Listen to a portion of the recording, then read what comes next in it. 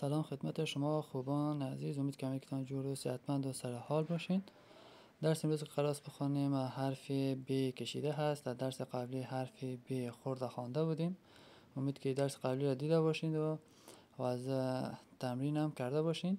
اگر ندیدین برین درس قبلی یک بار مرور بکنید تا درس امروز که قرار است بخوانیم خوبتر و بهتر درک بکنیم. حرف ب کشیده که است باید اندازه 7 الی 9 نقطه کشیده شده باشه و ما ب خورده گفته بودیم که باید نیم نقطه خط کرسی فاصله داشته باشه و ب کشیده که هست اندازه 1 نقطه فاصله داره و این استقامتش که است تا که میتونید قلم روی ورق فشار بدین تا که خوب صحیح خطان دبل شود، ضخامتش گرفته شود.